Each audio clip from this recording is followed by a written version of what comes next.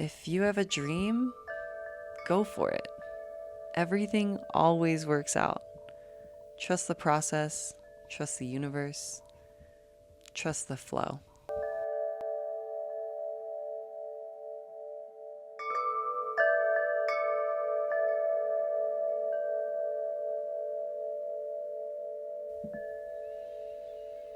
Welcome to Wild Mother's Way. My name is Shannon Marie, and I'm super excited to have you here. If you know me or have been following me on my other social media account, you may have seen our whole farmers to full-time travelers journey unfold. In this episode of Wild Mother's Way, I'm diving deep into the past few years of what I like to call creative living. This episode will give you a little backstory to the idea of creative living and travel, especially with kids in tow, and it'll give you a little bit of backstory on me too. I'll preface this entire episode by stating a fact. This way of living comes with its own set of challenges, and I know that it is not for everyone.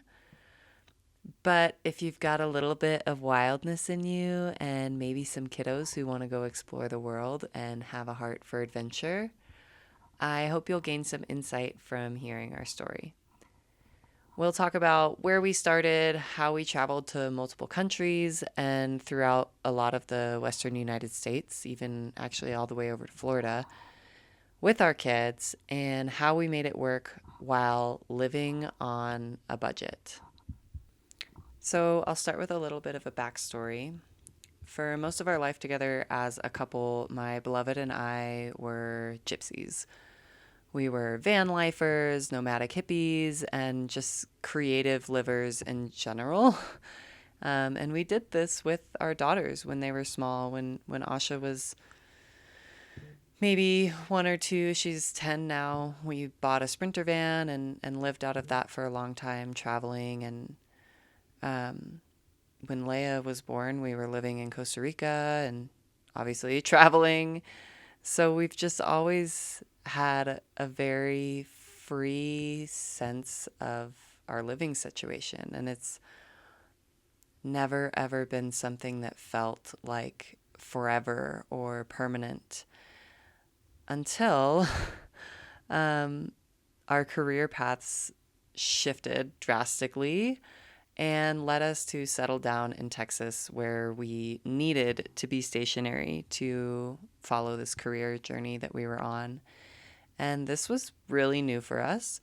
We lived in Texas for 4 consecutive years, the longest we had ever stayed anywhere. And I know it doesn't sound like that long, but for us, that was an incredible amount of time and just such a huge shift. So for the first 1 to 2 years, we felt really stuck due to, our full-time job commitments, which was another new experience. We were used to kind of working part-time or working from home or doing these kind of entrepreneurial gigs. So having a salary and a boss to report to and all of that with stationary felt insane. And add on to that we're used to living very, very close to nature. And then we were living in Texas, Texas is beautiful, but it doesn't have the same feeling or vibe of nature connection that we are used to in the wildlands of Utah or Northern California or, the coast of anywhere, the Rocky Mountains is so much public land, and Texas just doesn't have that. So we decided to start a farm. This is what prompted starting the farm, along with our diet and lifestyle choices. We just needed to reconnect to nature, and we couldn't handle the suburban lifestyle vibe at all. It was not for us. So we manifested a tiny home on a really big ranch, and we began our farm adventure very ambitiously. We very quickly acquired a small herd of A2 dairy cows, some Kuni heritage pigs from New Zealand. Well, they didn't come from New Zealand, but the breed is a New Zealand breed, and they're really cool. We got some Nubian dwarf yoga goats, which were epic and definitely pets. but really cool. We had 200 egg-laying chickens, which was very ambitious for never having had chickens before either, and 6 beehives. Again, had never kept bees before either. So this was an amazing experience all in itself. And, if any of you have ever done any sort of farming or homesteading, you know that travel is not an option. And you know that it in itself is a major journey of discovery and requires a lot of time and effort and patience, and you learn a lot of things. So it's kind of like its own travel experience. So when we moved to this ranch, I quit my job, my husband kept his, and I spent about a year and a half staying home with my kids, who were 6 and 3 at the time. I was homeschooling, I was learning to farm, and with any spare time I had, I was trying, quite unsuccessfully, to get a couple of business ideas off the ground. Eventually, the ranch dream began to unravel, and the owners went in another direction. So we worked really hard to find a rental locally that would allow me to keep my beloved cows. This wasn't easy, but we made it happen, and we moved to this rental home on a beautiful 10 acres, about an hour-ish outside of Houston. I rehomed the goats and the kuni pigs, and I split half of the beehives with the ranch owners and said goodbye to the massive flock of feathered friends, leaving 200 chickens behind at the ranch for them to continue caring for. And shortly after we moved to this rental farm, which is a funny thing to call it, my husband's job ended pretty abruptly. And while it was totally unexpected, it turned out to be such a major blessing. And it actually gave us 2 years of passive income with zero commitments to be anywhere. So we instantly downsized everything. We rehomed our remaining farm animals. We sold about 50% of our belongings, including our brand new Forerunner and almost all our furniture. The rest went into a U-Haul, and we tried moving to Austin around like June of 2022. And within a couple of months, we realized that Austin was not the vibe for us at all. So we packed everything up back into the U-Haul and drove to Utah. So this is really where freedom began. And it began in a way that, I guess you could see was a little stressful, with losing a job and selling all your stuff and not really having a real plan, trying to move somewhere else that doesn't feel right and realizing you need to make a new decision. So this is where it all begins. We arrived in Utah, and we decided to purchase a shipping container to store the rest of our bins of our special belongings that we didn't want to part with. And we decided we were just going to go travel the world. We were back on the road again. We were back to our gypsy, nomadic, hippie selves, except perhaps a little bit wiser. So how did we do this? It's kind of funny, really. My husband just lost his job. All of my attempts at generating online income were total failures, and we were essentially homeless. But we looked at all of this from a benefit perspective. So we had passive income. This was about a quarter of what we were used to living on, so we had to make major adjustments financially. We created super minimal monthly costs. We only had to pay for our cell phones, our shipping container was on a payment plan, and we had like a couple of subscription services that we were using for various things. So we had no car payments, we had no housing costs, we had no mortgage, no rent, we had no commitments to farm animals or family pets, we had no in-person jobs or time zone requirements, and I was homeschooling the kids, so we had complete flexibility with our school schedule. And what did this mean? This meant that we had complete freedom. We could go anywhere for as long as we wanted, as long as it fit into our new budget. So we budgeted about $2,000 a month to travel the world as a family, and we made it happen. And we started this in 2022, so this wasn't that long ago. I know inflation is a thing, but we went all around the world. I'll tell you kind of our journey, and I definitely recommend all these places. And we really only spent around $2,000 a month, including flights, food, and accommodation.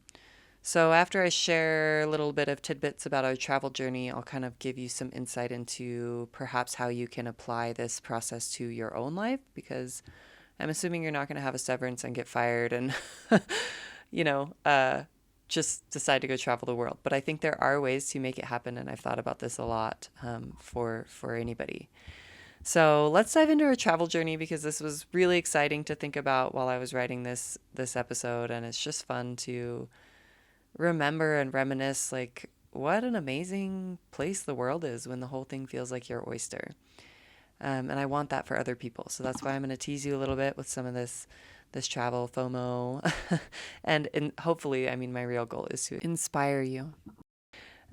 So October 2022, first stop, Portugal. We booked flights and an Airbnb in the south of Portugal for 1 month, and the rest of our life history was to be determined upon arrival. So that's one thing. You have to be kind of fearless. We literally had no plan other than get to Portugal.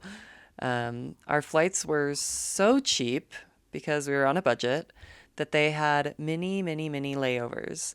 And some people might see that list of layovers and find it annoying.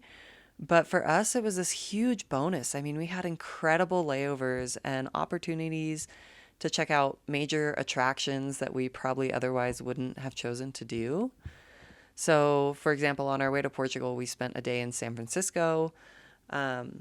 This is kind of local to me. I grew up in California, Southern California, but I don't think I'd ever taken my kids there. So we're not really huge city people, but on our day in San Francisco, we left the airport. We had the full day. We drove across the San Francisco Bridge, and we spent the day in this place called Kirby Cove, looking at the city from across the bay and not actually being in it. I highly recommend that experience if you've never been there or you find yourself in San Francisco. Kirby Cove is really cool.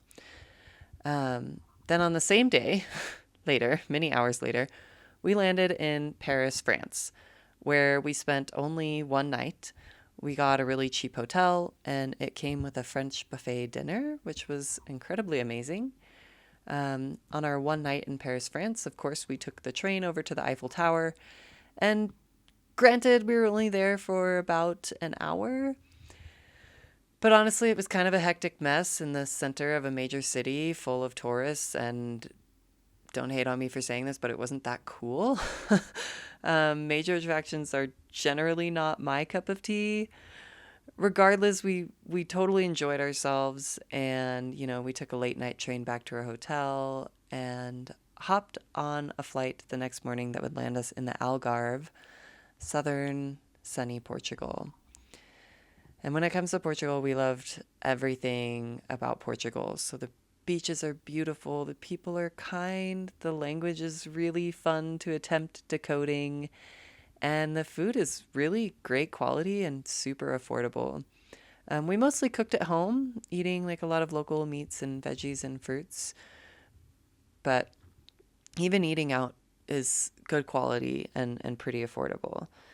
So we ended up staying a second month in Portugal, but we moved to a new Airbnb near a really great surf beach where my oldest daughter learned to surf.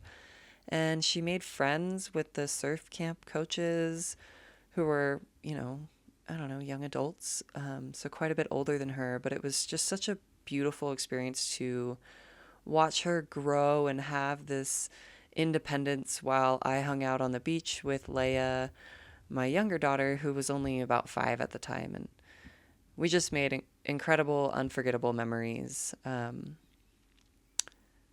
in Portugal. And during our second month, since we didn't have to purchase flights, we rented a car and we took a bunch of road trips up and down the coast. And we drove from the Algarve up to Lisbon. We went to Nazaré, which is where the world's largest waves take form. If you've never heard of this place, you should look it up. And if you've never been there, I highly recommend putting it on your bucket list, because it's such a humbling place to be where you can feel the ocean literally move the ground beneath your feet with every wave. It is totally earth magic. Anyway, we drove around the country. We toured castles. We explored old growth forests, and there were massive sequoias. And Portugal just had a really unique feel that was kind of like this European California vibe. And the Algarve felt like a mix of San Diego with Southern European beach vibe, and the north was really similar to NorCal and had massive trees. And Lisbon has a big red bridge, just like San Francisco. There were a lot of California similarities for me, but overall, Portugal was a dream. We loved it, and we're totally looking forward to going back someday. And I think one of the reasons it was so nice and affordable during our time there is that we traveled during the off season, October to November. It was a little bit chilly and rainy sometimes, but it wasn't too bad. And the lack of tourists just gives traveling such a different experience. Like, you get a real sense of the local culture, and it's cheaper. Like, everything is just not spiked up to tourist prices because it's a shoulder season or an off season. So when you're looking into traveling, that's definitely one tip that I have, is to try to go places on shoulder seasons. So now we're hitting into December, and we decided to go to the island of Crete, which is in Greece. And we spent the month of winter solstice and Christmas in a hilltop cottage in a little village called Kissamos. It was a shoulder season in Crete as well, so there were no tourists, and almost every single restaurant and shop was closed.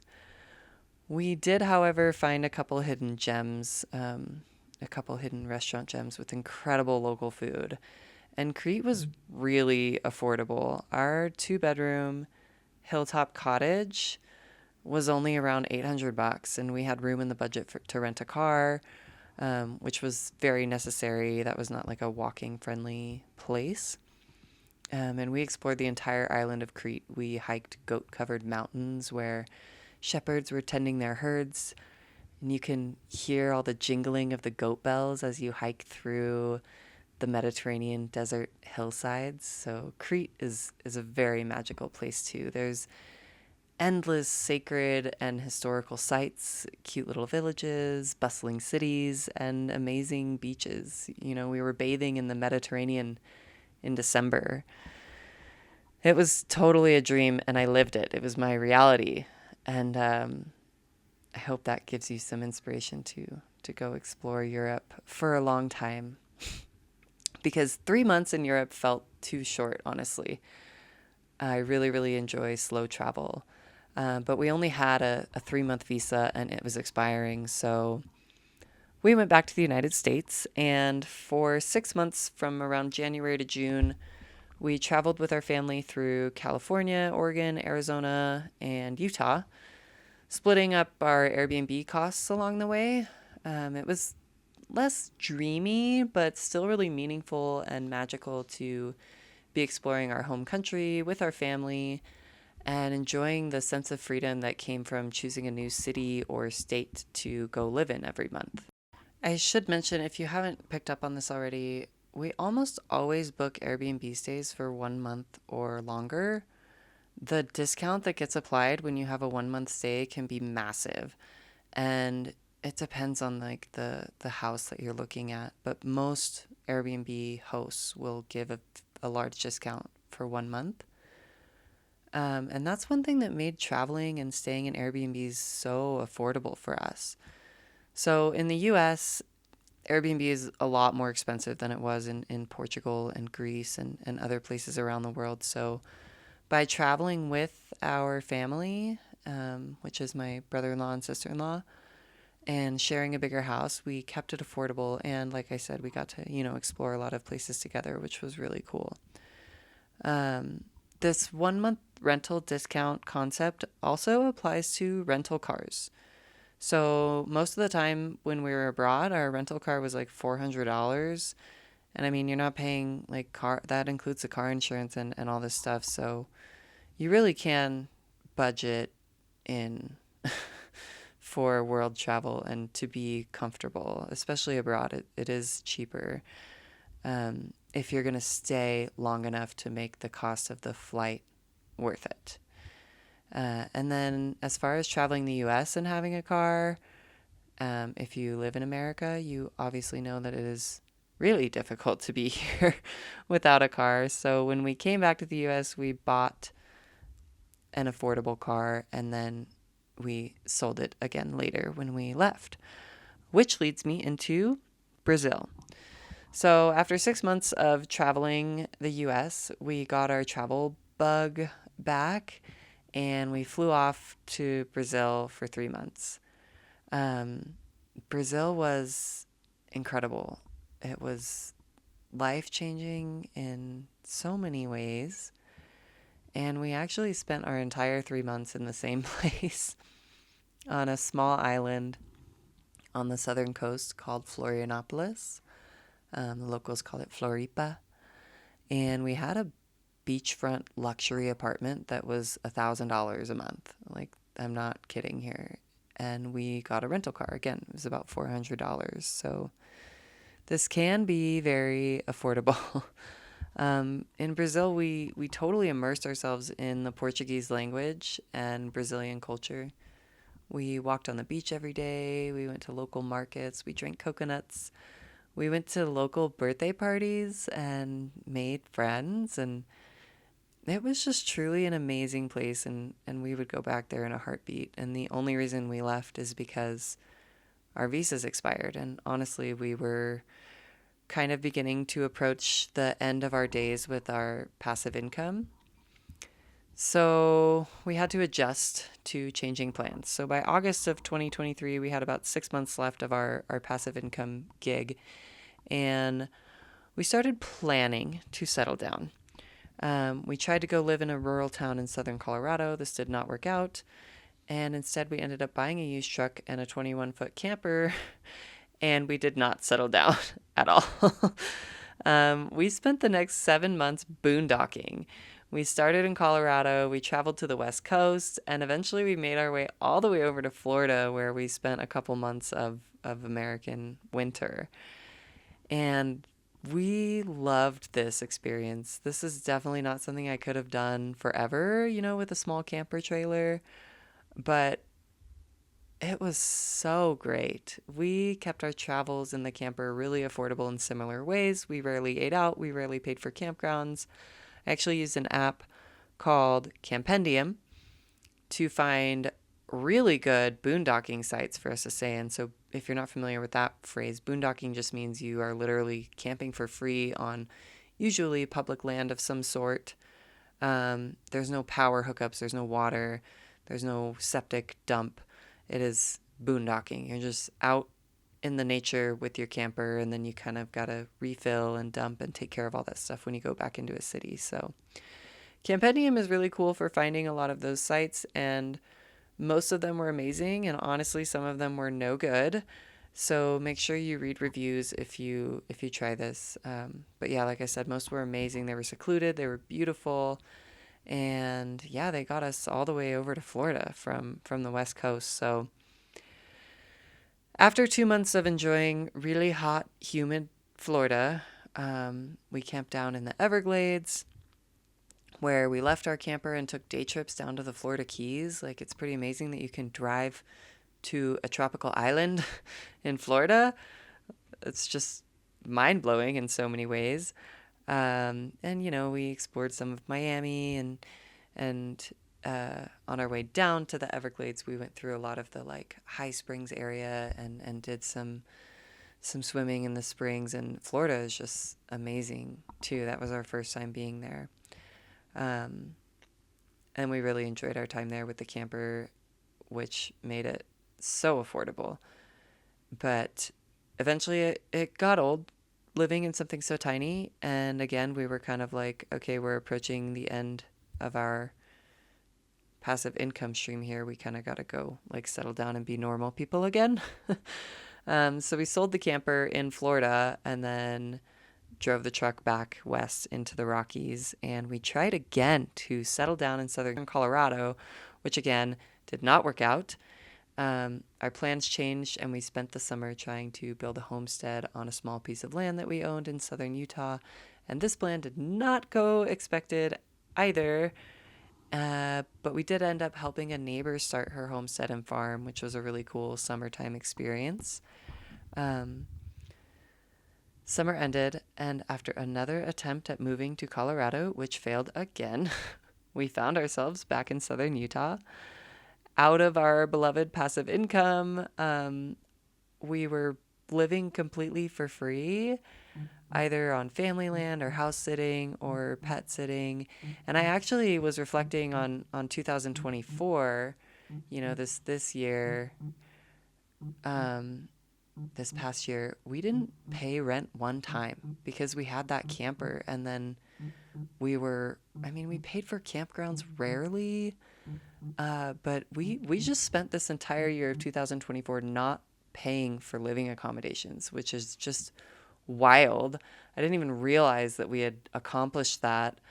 I don't think it was necessarily a goal. It's just something that happened. And I don't know how many people can say that they have done that with a family of 4. So I kind of felt like I needed a little trophy, but my trophy is my memories. And I do think it's really cool that we were able to do that. So this is where we are now. We're in southern Utah. I have a baby coming any day now. And our plans for our next era of creative living are starting to unfold right now, and they're really exciting, and I can't wait to share about it. But I'm not going to say anything until it's set in stone, like for sure. But I'm very excited about our future potential. And again, it is very offbeat, creative, and affordable, because that's how I like to make everything. So that's the story. That's how we traveled the world. That's how we made it work. Do you think you could do that? Do you think you could travel like that without a plan? Do you think you could travel like that with a very limited monthly income? And does that sound dreamy to you? Does anything I described sound like, oh my God, I want that? If so, I think you've just invested your time wisely. Because if you've ever dreamed of traveling the world with your family, I believe it is entirely possible. And it will take shifts. But here's the breakdown and the summary of what helped us make it work. So, first step, reduce your overhead costs. You need to either, if you're paying rent, you need to, wait until your lease ends and or sublet or whatever. You need to get out of your rental situation. If you own a home, you are very lucky, because then you can rent out your home. And if you can rent out your home to generate rental income that exceeds your mortgage payment, voila, you've just created passive income. And maybe you want to rent out your home long term. Maybe you want to put it on something like Airbnb.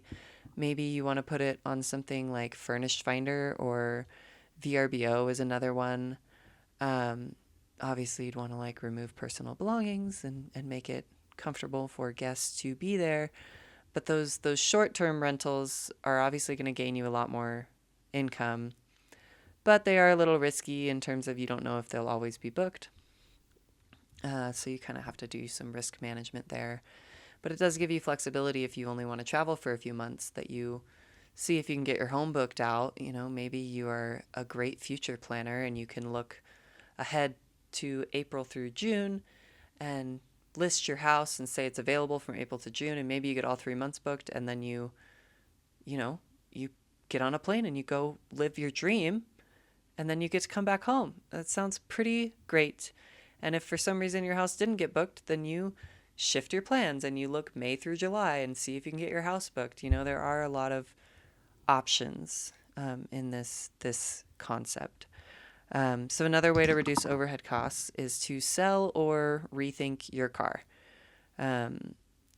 Main goal would obviously be to get rid of any car payments. And if you own your car outright, you could consider selling it if you wanted to travel for a long time, or you could consider listing it on an app called Turo. I'm sure there's probably a couple of apps that are similar.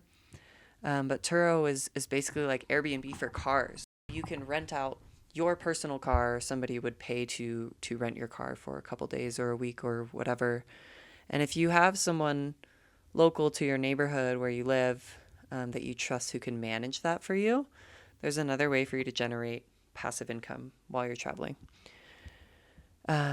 So second step would be to rethink any pets. Pets are so lovable and amazing and cuddly, but obviously they can make travel really complicated.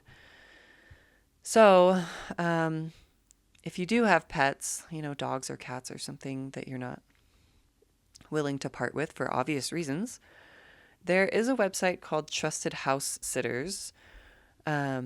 And the way this works is that someone who has been background checked and verified through this company would come stay in your home and care for your pets in exchange for living in your home for free. I mean, sometimes they might want payment depending on what you require of them. So that would kind of break into your whole Airbnb plan. But you could also consider arranging for a temporary adoption. You might ask your friends, one of your friends or family members to care for your pet while you're traveling. For shorter trips, let's say you're not leaving for 2 years, but you're going to leave for 3 months. I am sure you can think of one friend or family member that would be happy to help and love your pet for you for 3 months so you don't have to rehome them and you can still go live your dreams. Okay, third task at hand would be to homeschool your kids. I am a huge advocate for homeschool. I know homeschool is not for everyone, but it is seriously the best thing that's ever happened for me and my kids. And not that I have a whole lot of comparison with experiencing public school or private school or anything. I just know how much I love homeschool, and I would advise anyone to give it a try. But when it comes to homeschooling, there are so many ways you can make this work. So if you are a public school family and your kids are used to being in public school, you can actually homeschool them through public school programs. I don't know too much about that in terms of specific details, and I'm sure it's specific to where you live and what school they are enrolled in and what state you're in and stuff. But this option became super accessible after COVID, which if you are a public school family, I'm sure you know because you lived through that. Another option would be you can take a break from traditional curriculum and explore something called world schooling, where you let your travels be the education, which is really great. That's kind of what we did. We kind of did a mix of homeschooling and world schooling. Another option would be to purchase a curriculum that fits your child's needs, or create your own flexible plan and make it up as you go. That's what I do. I did touch on some of our homeschooling processes in my previous episode, so go check that out if you haven't already. And next order of business, obviously, you need a plan for income. So if you do not have remote work or passive income yet, here are some of my ideas for you. Save ahead of time.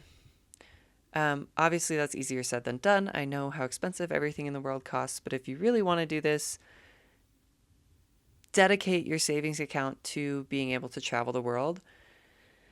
And then if you're really adventurous, you would quit your job with enough savings to get you through and know that you will find another job that's even better for you when you return.